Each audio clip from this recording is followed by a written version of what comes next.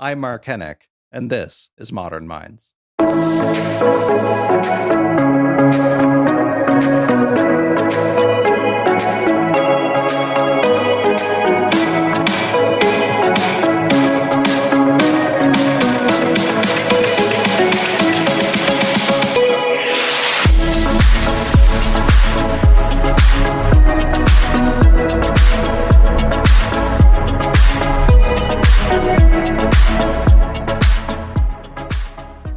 Welcome to Modern Minds, compelling conversations with thought leaders on the forefront of the mental health revolution. I'm your host, Mark Henick. Today we're looking at healing spaces, recovery-oriented architecture, and the impact of environmental design on our mental health. The built environment around us has a significant impact on our well-being. Research shows that the design of our homes, our workplaces, and public spaces can affect our mood, our stress levels, and our overall mental health. Things like the presence of natural light, adequate ventilation, green and blue spaces, all of these things can help to reduce stress and to improve our well-being. But on the other hand, poor design, like cramped spaces, lack of privacy, and exposure to noise, these are things that can contribute to mental health problems, including anxiety and depression. So to explore how this concept applies to healthcare settings in particular, especially mental health care, I'm joined by three guests, each with deep expertise and practical experience in this area. Dr. Jan Golembiewski is the Director of Psychological Design. He's one of the world's leading architects driving innovation and evidence-based architecture. His research around behavioral, affective, and psychological reactions to the physical environment, it places him at the center of current thinking about the effects of design and health.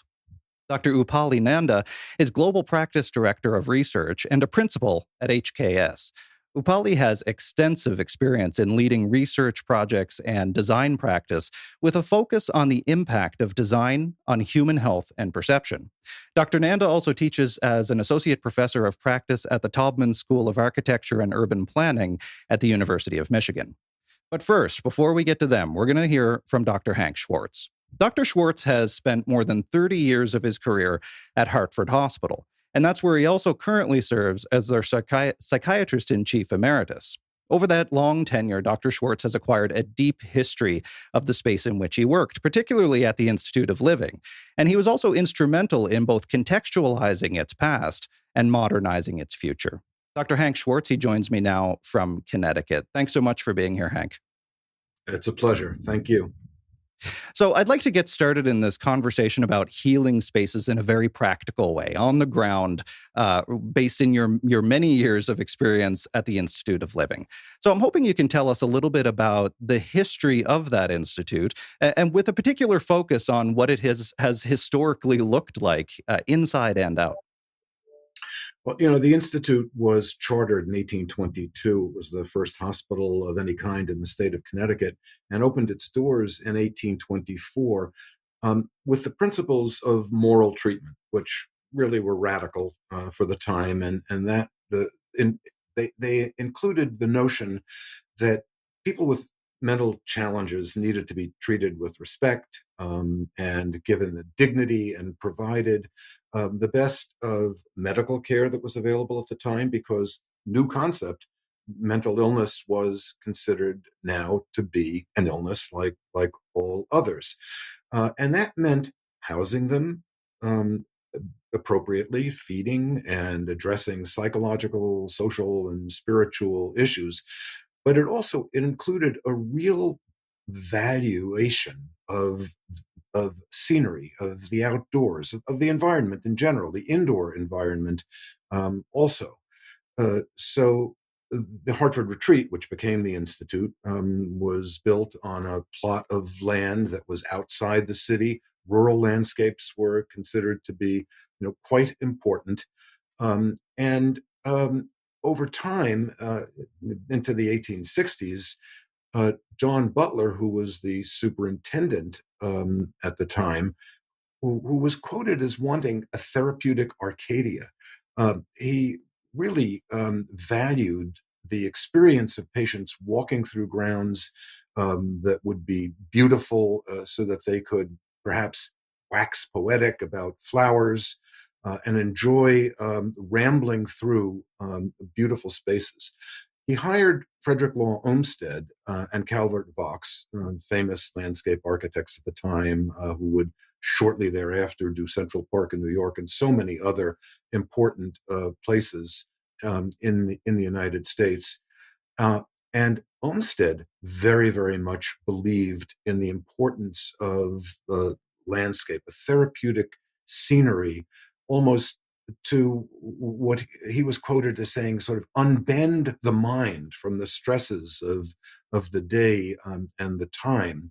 I want to come back to that piece in just a second, but first, everything that you're telling me, especially about the development of the property as a retreat originally, it feels very countercultural. Like, even now, it feels like that would court controversy. So, do you think, or have you seen in the research, was Olmsted really outside of the norm here? Would there have been pushback to this kind of very humane treatment for people with mental illnesses?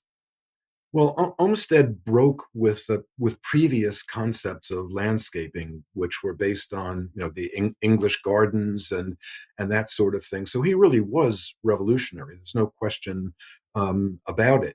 Um, but his new approach became very popular very quickly. I think it had a kind of obvious impact. It was almost irrefutable. If you walked through some of the areas that he had landscaped, you were so taken by the beauty of the whole. He very much focused on the whole. He wasn't interested in people looking at little flower beds here and there and being distracted by them. He felt that drew you from the unconscious experience of the total scene into consciously thinking about this element or that.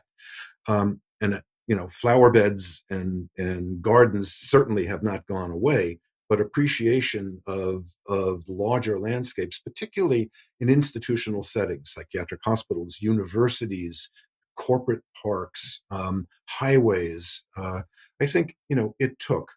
So yes, he was a revolutionary, but I think he was widely accepted in a short period of time. Mm. Now, how do you think that space at the Institute of Living and psychiatric treatment more broadly, maybe, how do you think it's evolved over the years, both in terms of how these spaces are designed, or particularly with reference to the IOL, but also in terms of how the design interfaces with the approach to treatment? Have things changed since then?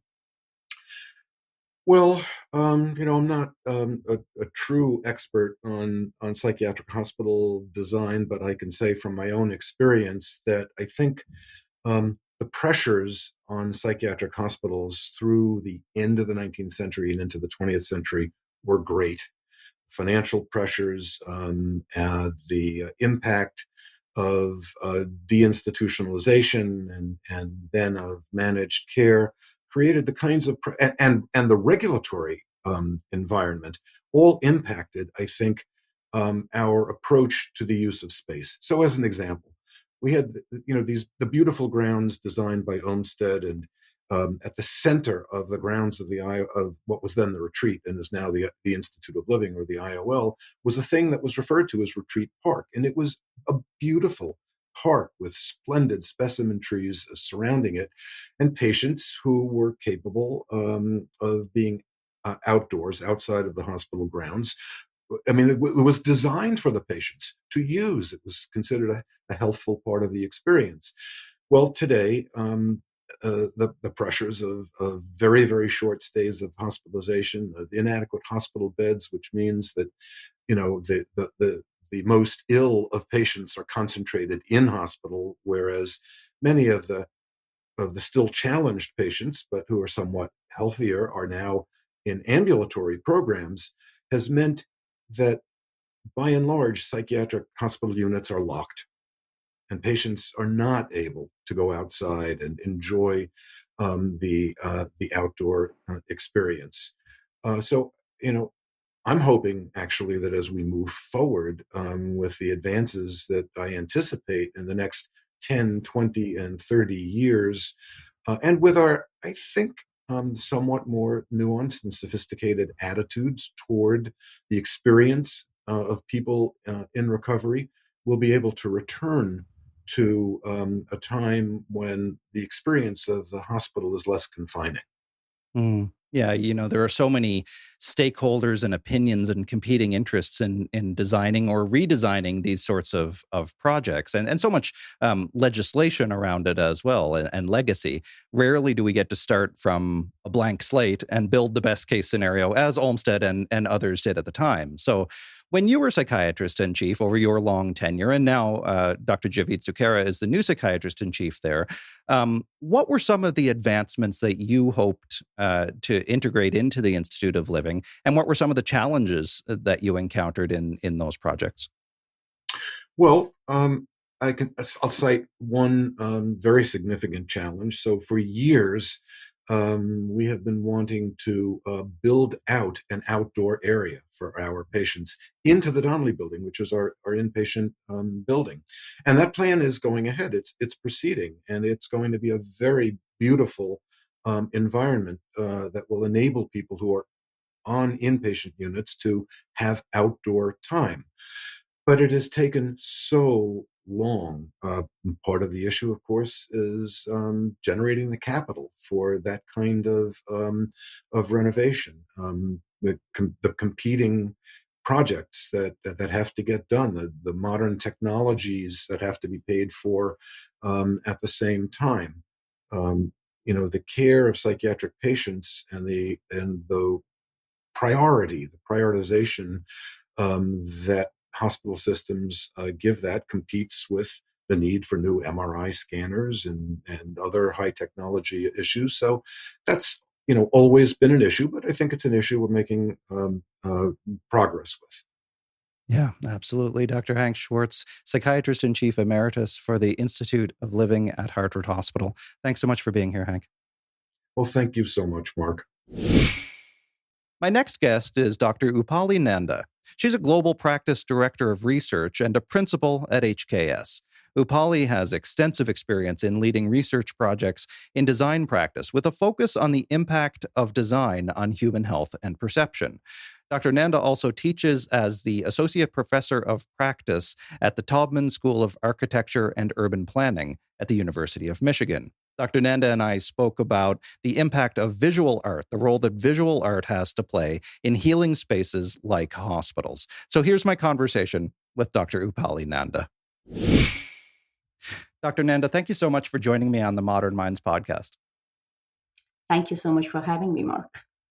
Now, you've done a significant amount of work and research, especially early on in your career, in the area of visual art and healthcare spaces. So since on this episode, we're talking about healing spaces, about recovery-oriented architecture, I'm hoping that you can talk to me a little bit about the visual art angle. What is the role that visual art can play within healthcare settings in terms of impacting people's mental health and well-being? Thank you for that question, Mark. When we think about art, in some ways, it's a portal to the soul. There's a resonance that we as humans have with art that it doesn't meet any functional need per se, but it meets a very inherent human need for us. And in my research early on in my career, I have to confess that I myself was amazed at how much of a difference it makes. So I started my research right after my doctorate on sensory design with a company called American Art Resources. And there we investigated for many years the impact of art on stress, on anxiety, just how people thought about art. And small story, I remember being a very fresh graduate, going into an oncology center, surrounded by patients, and I was doing this project on art. And I said, I can't do it. I can't step in there and ask people, what do you think about the art? I mean, they have such huge battles, health battles that they're fighting right now. How am I going to ask them this question around art? And what was fascinating is they loved it. The patients loved it. The patients loved speaking about something other than their health and their medication and their recovery. They loved speaking about art. And they told me stories about, Every time I come in, I sit in this waiting room and I see that piece and it speaks this story to me. And that becomes their anchor in this very, very unstable, uncertain world. Art is I'm inclined to say notoriously subjective, but it's not a bad thing. It's inherent in art that it's supposed to be subjective. So what kind of considerations are given, especially in healthcare kind of settings, to what quote unquote good art is, or healing art, or the selections that are put in those spaces? I think the distinction between those two words is vital: good art versus healing art. Mm-hmm. And it's also important to understand from whose perspective. Art is so much about perception, but the key point to remember in art is that literally the brain that I'm taking, the perceptual lens that I'm taking when I'm viewing art in a museum or a gallery is different from when I'm viewing art in a lobby or a waiting area. And it's different from when I'm viewing art in a ICU or a critical care space, or when I'm bedridden and confined to my bed. The perceptual context matters. So when we say good art or bad art, when we say healing art, healing in what context, for what level of vulnerability? In health, the first rule is first do no harm. And so the more vulnerable the patient, the more careful you are about not putting art that might agitate them, because it is and can be so subjective. There's a beautiful term in art which is called the beholder's share. Any piece of art has a component which is the beholder's share.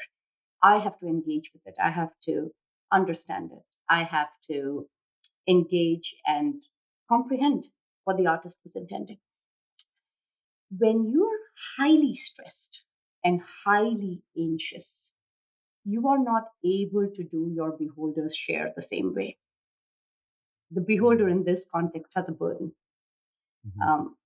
A theoretical framework that can help us is emotional congruence. So I can see the same piece of art. Let's take a very abstract piece, a very subjective piece. I see that art when I'm happy and I engage with it differently. I will see different things in it. I see that same piece of art when I'm highly vulnerable, when physiologically and psychologically I'm facing huge battles, Mm-hmm. internal, visible, invisible scars. I will see something different in it. And that is why, in very vulnerable populations, healing art is art that it tends to be more nature based, more familiar, non threatening. The purpose at that end of the spectrum is to really just calm you down. Mm-hmm. Mm-hmm. If it's in a place where you have a choice, where your stress levels are lower, art has a different purpose. It could be to excite you, to Mm-hmm. engage you, to get you to think about something different. Yeah, Sometimes the even purpose of art is humor, to challenge right? or provoke you, even. Yeah. Exactly, to challenge and provoke you. So it's a different purpose. And understanding at what point how vulnerable we are and what is the purpose of art, that's essential. And that is Mhm. what defines good art. It's good art becomes healing art when it is the right fit for the emotional context that it's in. Yeah. I once had I had an idea a few years back in my condo, to frame a few plates from the thematic apperception test, which is an Mhm. old Rorschach style, or in the vein of projective Uh-huh. tests. You've got a Yeah. lonely and dejected looking little boy sitting in a doorway, and an overbearing looking mother. These sorts of black and white, vague images. So I framed a few of them and I had them up in my living room because they spurred the most interesting conversations with guests who came over, because Sure. that's the point, right? Then I realized maybe these people weren't prepared to be blindsided by armchair psychoanalysis when they came over for dinner. But anyway, it was an interesting exercise in how much of ourselves we project onto the art, right? And then Absolutely. use it as an interpretive tool. Absolutely. And I'll give you an example from a research study that we did a study in an East Alabama hospital, which was in a psych holding room. It was one of those rooms that was windowless, that had nothing like blank walls. And all we did was rotate a piece of art over a period of a few weeks. So we had a copy of Van Gogh, one of the Sunflower series. We had a Jackson Pollock, which of course was very agitating in what you might perhaps perceive from it. And then we had a very simple photograph. We had a photograph of this biophilic image with prospect and refuge and a lot of things that, from a primal evolutionary perspective, would resonate. And what we measured over time was behavior of those in the holding room while they were waiting for a diagnosis, as well as the PRN medication, which is the as needed medication for anxiety and signs of aggression. It was fascinating that behaviorally, with the Pollock, patients actually went up and they turned it around because they did not want to look at it. So they were oriented, they would change the orientation. Some of them turned it around. We didn't see any visible signs with the Van Gogh, which was highly impressionistic but nature-based. Mm-hmm. And then we had that nature photograph. But when we looked at the medication data, they requested significantly lower as needed anxiety and aggression medication during the time this biophilic nature image was put on the wall, compared to both the Pollock and the Van Gogh. And of course, these are not originals. These are copies, and this was published in the Journal of Mental Health, and I'm happy to share a link. It made 2 or 3 very interesting cases. One, you were able to talk about art instead of pills because there was medication, and the amount of medication that you were giving out on an as-needed basis for Inetta, that was reduced. So first of all, there immediately became a link to health outcomes and business outcomes. You could actually save money by putting healing art on the walls. The second thing that was fascinating is how they responded to just the impressionism, the heavy strokes. And I remember talking to a psychiatrist friend of mine, and he said, well, if you're really agitated, you would see the agitation in those strokes. And that agitation is what makes it a great piece of art. But I can imagine that if I myself am feeling highly stressed, if I'm agitated, my resonance with that painting, it makes me more agitated rather than calm. But just think about this for a second.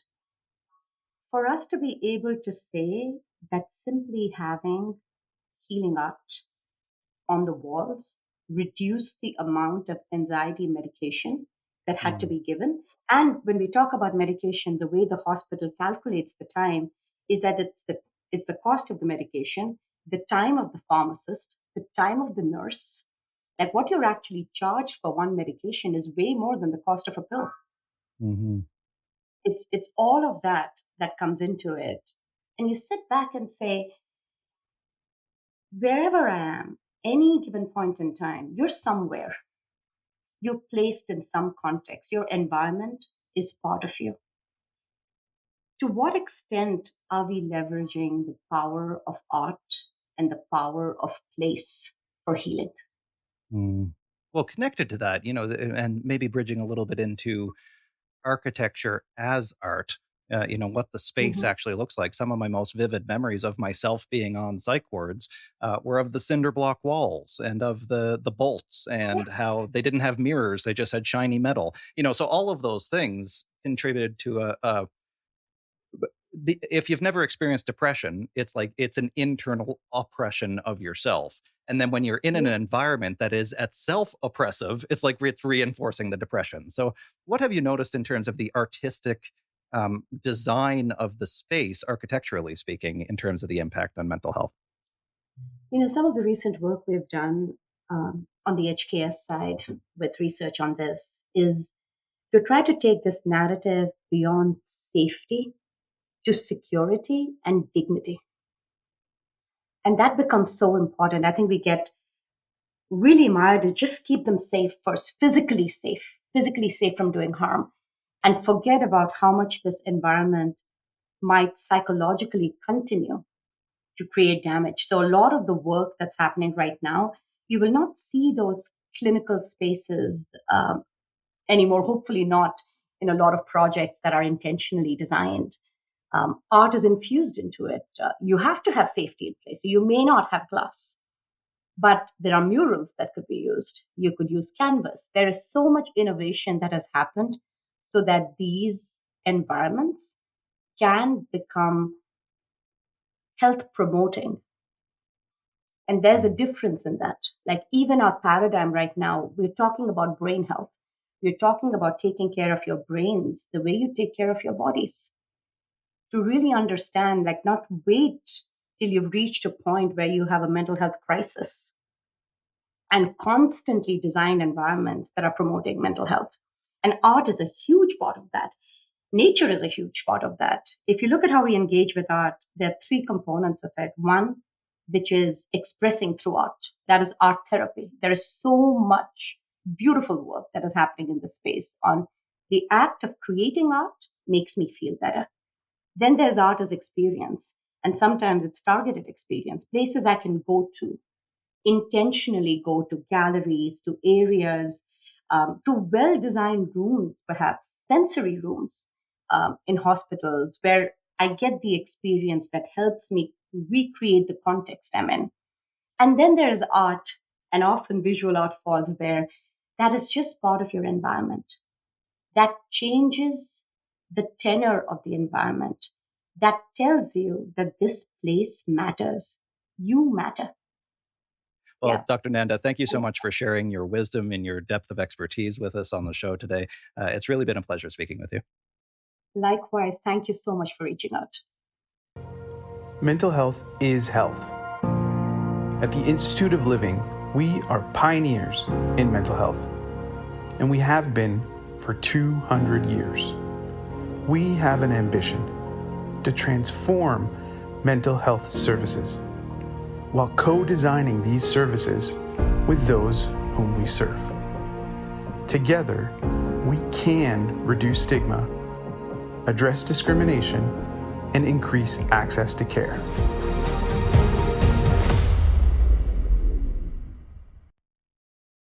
This is Modern Minds. I'm your host, Mark Henick. Dr. Jan Golembiewski is the director of psychological design. He's one of the world's leading architects driving innovation in evidence-based architecture. Jan's research around behavioral, affective, and psychological reactions to the physical environment places him at the center of current thinking about the effects of design and health. I had a long and really great in-depth conversation with Jan about architecture and design and the macro effects that this has on our well-being. And in fact, we had a much longer conversation than we were able to include here today. So this is just a little snip of the great conversation that we had. Make sure you watch this space after the episode comes out, and I'm going to put up some extended content for you so you can hear our entire conversation. So here's the chat that I had with Dr. Jan Golembiewski. Tell me a little bit about how the design of a building impacts psychological well-being of its occupants. Look, in so many ways, especially with mental health. As a rule of thumb, the more vulnerable people are, the more it affects them. So people who are really they're having a very, very hard time, they're mentally very disturbed, or they're physically very damaged, the physical environment has a much greater effect on those people than people who are healthy and getting on with their day-to-day lives. It seems that the way we use aesthetics isn't so much to protect us in our day-to-day lives, but when we really need it, which is usually when we're sick. So what kind of specific design elements then have you noticed in your research and in your many years of doing this? What specific elements actually seem to improve mental health when incorporated into architecture? Well, it gets kind of complicated. I was just counting yesterday. I've written 115 papers on the subject now. Wow. So if I were to outline them all, we'd be here for all week. But there are a few basic premises that come up again and again. One of them is that we need to imbue spaces with positive opportunities for action. So places are not, rooms, for example, are not just places where people go and sit down and do nothing. You know, a room is not what you write on its plan, saying a sitting room, dining room, etc. A room is what takes place in that space. And we need to create opportunities for people to engage in those spaces in positive ways. And if we can do that, we can get rid of a great deal of symptomatology, particularly in mental health, but it also improves the speed of recovery of somatic illness, even injury. Now, we heard from somebody else on this episode, and I think it makes intuitive sense. But we heard about the importance of light in these kinds of designs, especially when considering the sort of archetypal psychiatric unit or hospital. The images that come to my mind is typically dark and gloomy and scary sometimes, even because we've been, I think, conditioned to see it that way because of media, maybe. So especially in healthcare type settings and especially mental health care type settings. Can you expand on this idea of light a little bit more? What have you found about the role of natural light in particular in the design of a healthcare building?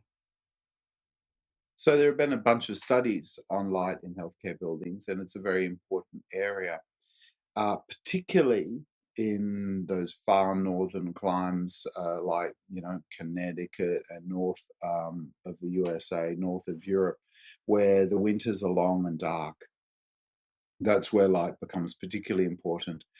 In places in the tropics, you actually want to create a bit of shade because comfort is very important. And so what I'm really trying to say in terms of simple things like light, color of walls, layout of furniture, these sorts of simple things in themselves are not what I look at. I mean, they're part of my toolkit. They have local resonance and importance, but what's much more important is much more fundamental to the design. There's a hospital in Northern Territory of Australia, which is dead in the middle of the tropics. It's as close to the equator as you can get.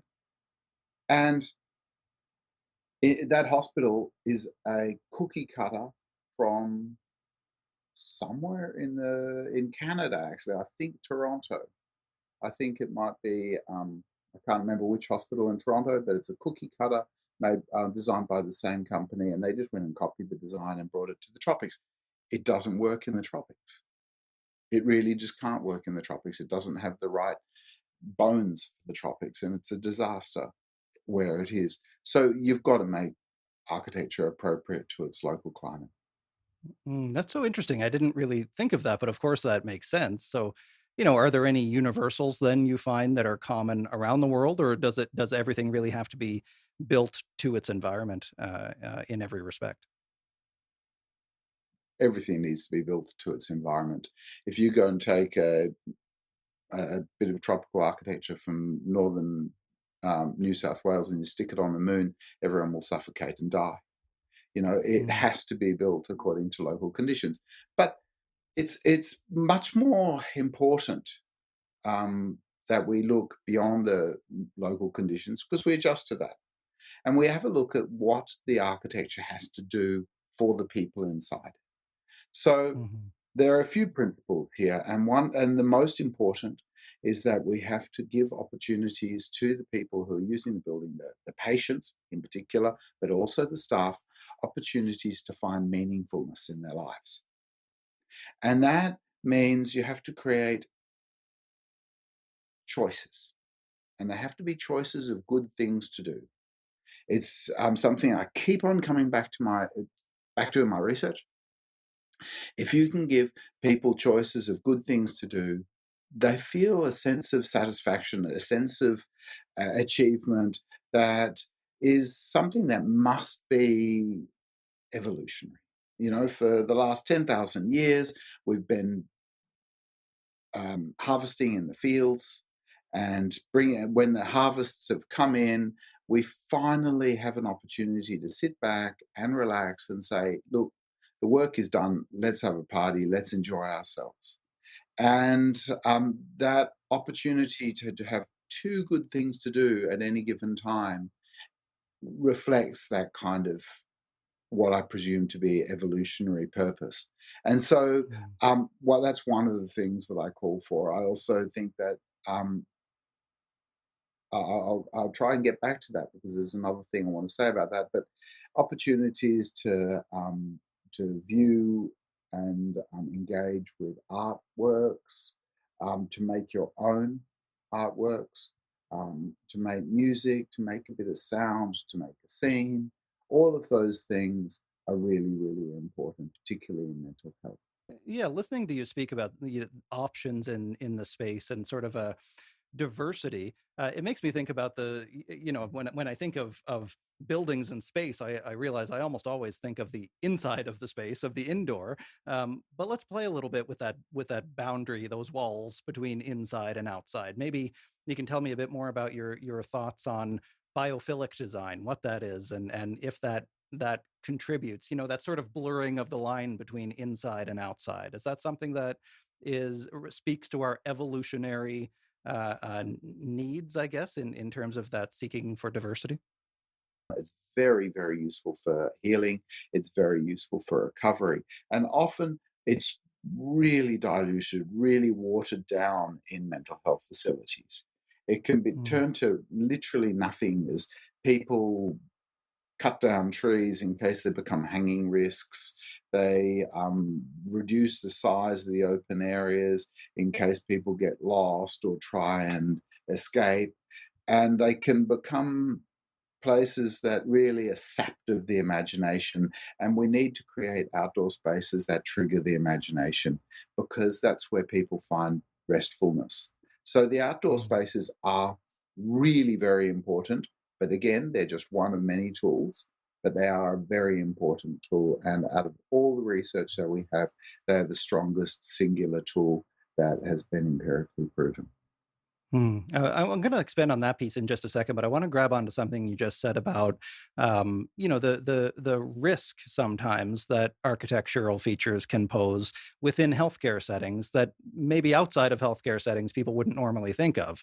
And I've been very open in my work. I've been open on this show about my own adolescent experiences and how sterile and difficult it was being an inpatient on a psychiatric ward. And one of the features that many inpatients, or former inpatients, and current for that matter, never forget is the fishbowl, right? The nursing station that's glassed in, that you can't hear anybody talking to anybody.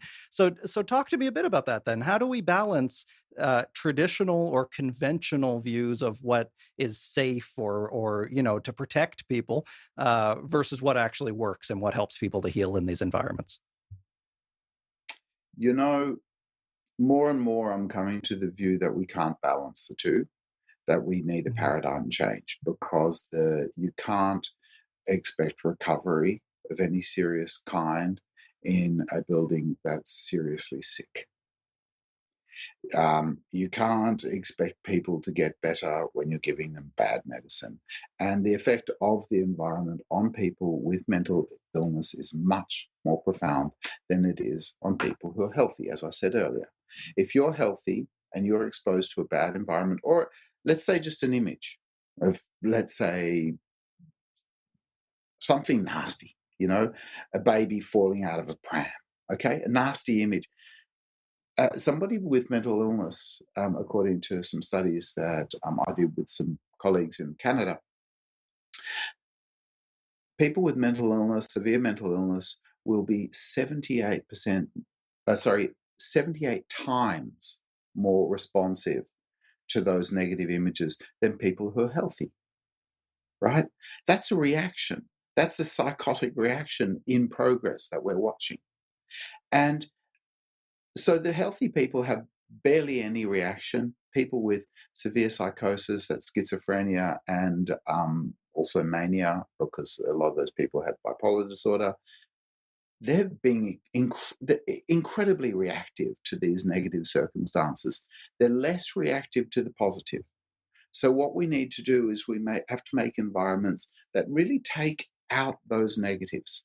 We have to remove them because they're completely unhealthy for people. And then we have to put in far more positives. So as people are approximately half as responsive to the positives, we have to put in approximately double to kind of balance it out so that people begin to feel a little bit more normal and they get themselves back on track in their lives. That's what recovery-centered design looks like. And that's why the paradigm has to change. The things like trees outside, you can prune the lower branches. That's okay. You can do all sorts of things to make a place better, safer. Get rid of anything that's obvious. But you still need to be able to have a bit of trust in those people that you're treating. Yes, it is very traumatic and really horrible when somebody kills themselves in your facility. But the truth is, you have to understand that these people are going to leave your facility. And the most restrictive facilities that don't allow people to do bad things to themselves have this terrible reputation for people doing bad things to themselves within 2 days of leaving. So, it's we have to understand that treatment continues beyond the lockup period in a psychiatric facility. We have to wrap up soon, but I want to ask you, there's a tension here, right? Between random, unfortunate events, things go wrong, things go sideways, whether it's, the reason for the fishbowl, sometimes staff unions will say is to keep their staff safe, or the reason for lockdown is to keep community members safe, or there's all these reasons. And then whether it's a litigious culture or a fear of legal action or whatever, it seems like sometimes these occasional, largely random events causes this blanket reaction that then ends up harming the recovery of everybody. So then how do you think, how do you respond to that, I guess, that fear of even one negative outcome is one too many? How do you respond to that in how you design these spaces? Well, first of all, they're not random.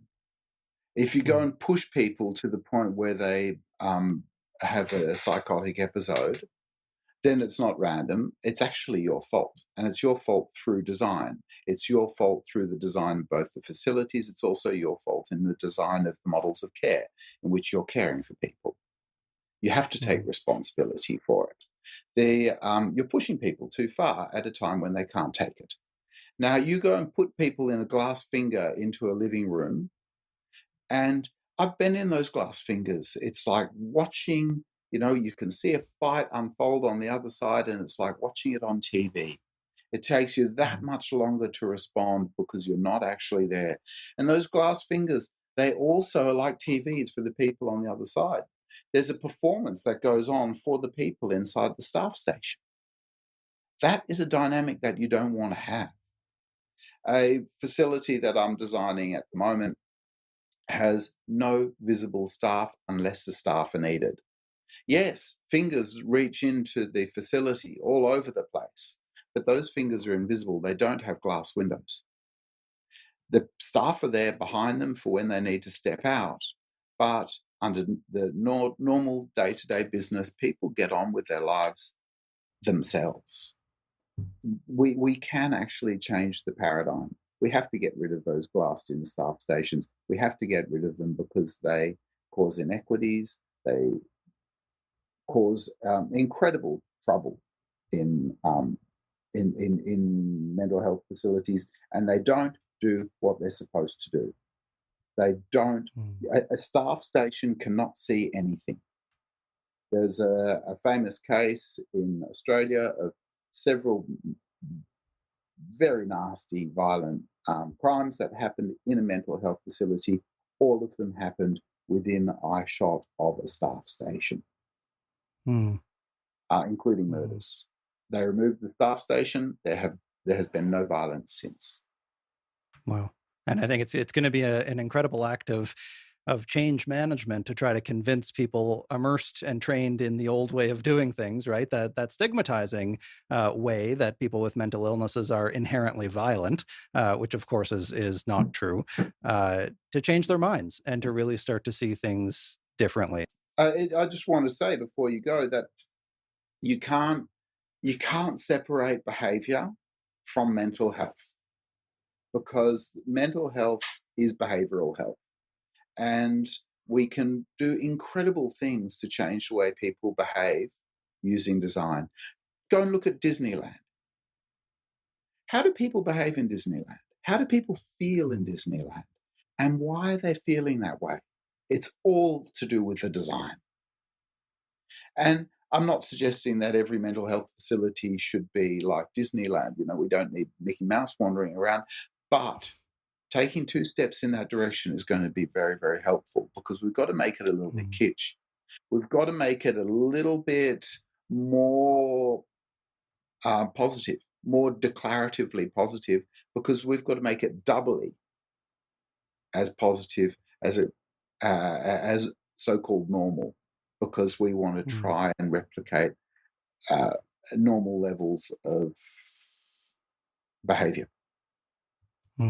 Yeah, and to show that that kind of design isn't an accident, I think that's inspiring as well, that we can do something about it. Look, we got to wrap up, but it's been really great talking to you, Dr. Jan Golembiewski.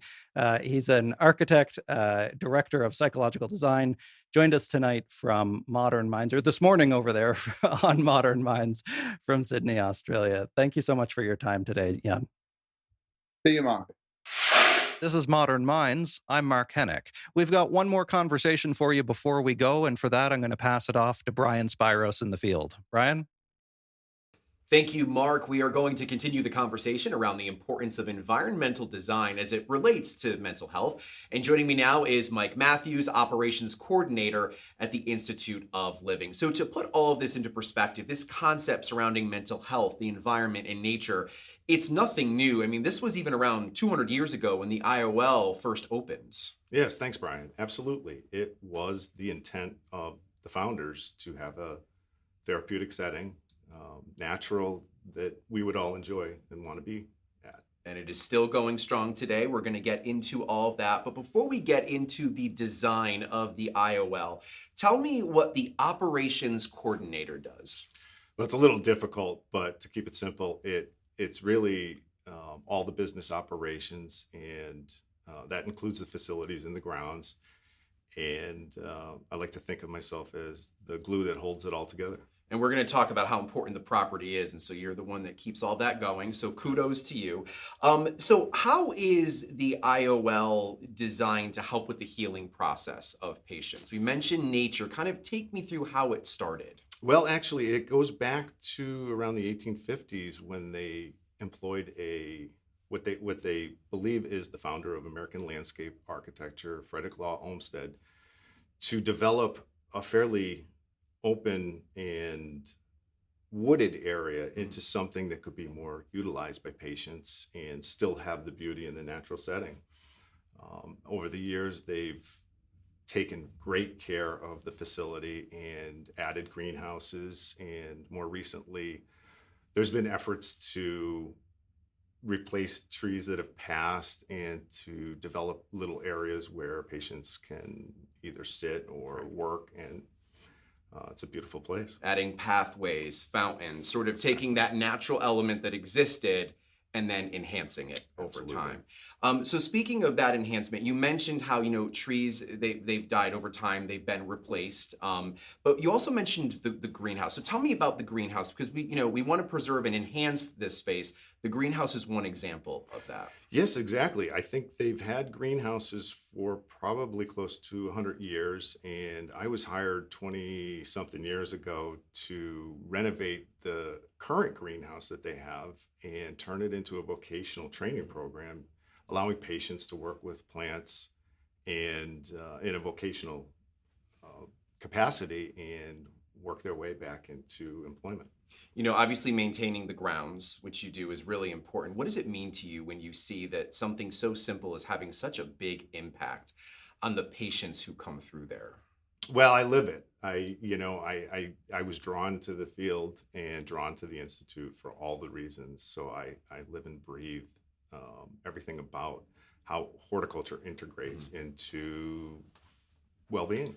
Yeah, which is obviously how it was all designed to begin with. Exactly. I want to talk about the Ridge. This is the Behavioral Health Network's latest move to incorporate nature into the healing process. It is not in Hartford like the IOL, but the grounds are similar. So kind of tell us what this facility is going to be like.